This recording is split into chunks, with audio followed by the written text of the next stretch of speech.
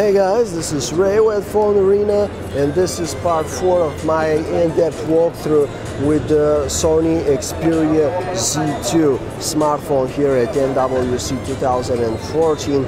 And this part is going to be dedicated to the excellent camera sensor here in the rear part of the device. So from first look, the sensor here has remained unchanged from what we had in the Xperia Z1.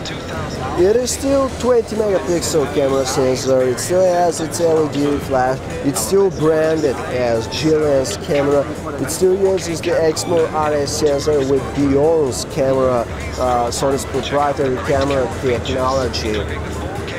And you know, the good thing about this sensor is that it's pretty big actually. It's 2.3 inches, which enables those pixels inside the camera to retain a pretty decent size of 1.17 microns.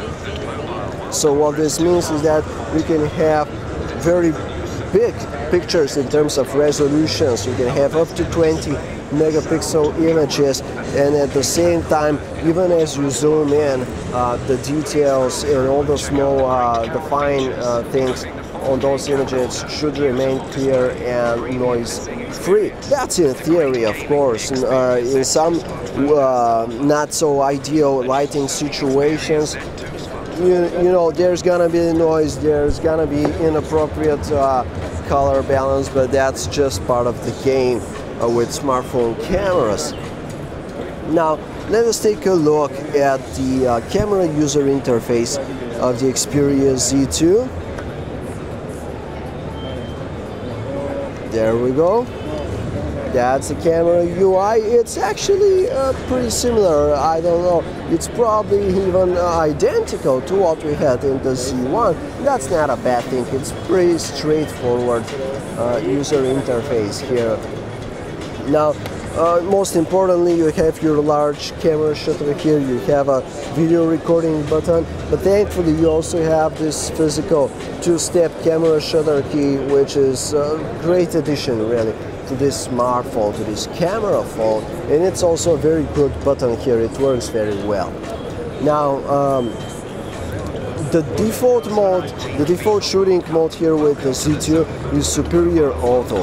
What this means is that the handset will attempt to automatically select the best shooting mode for you, depending on what you're trying to frame. So for example, as I'm moving closer to this object here with the camera, you can see that it automatically sets the mode to macro. So it changes the setting. When you're shooting something wide and something that possibly has words and text on it, you can see it defaults to the document scene mode. As I hire the camera like this, you can see the mode changes once again. It actually shows a little person icon here. I'm not really sure what this is going to stand for. Probably for the fact that I'm trying to take a picture of a person or something like that. In Superior Auto mode, you can also tweak your camera settings here. There is the very useful red eye reduction, fuel flash, torch for video recording. You can switch to the front-facing camera, where you can access some much-needed settings here, like aspect ratio that you want your photos to be in. You can set up a self-timer, you can activate smile shutter, the preview settings, face registration, tweak the video settings here. You see there's this useful steady shot function here for stabilizing of the video footage. And there's some general settings like the shutter sound, which we always like to have off. Now, where the fun starts is this button here, because it's the one that lets you change the camera modes of the Z2. Now, this is Superior Auto, but there is also manual mode, which allows you to tweak much more than what I already showed you. For example, there is the exposure value here. You can tweak that. You can have white balance preset or just the automatic the automatic setting, and there are these different scene modes in manual mode, so you can manually pick the right scene mode for you. And there are even more settings now, like image stabilizer here, and you can also change the metering option here. So a lot of settings in manual mode, and it's also the mode that lets you take those 20 megapixel photos. The good thing because of this very large sensor is that you can use lossless zoom. Here is how it works. It actually shows you where it's safe to zoom. This means that if I am to zoom up to this level, it's gonna be pretty much lossless zoom, so there is not going to be any visible loss in quality.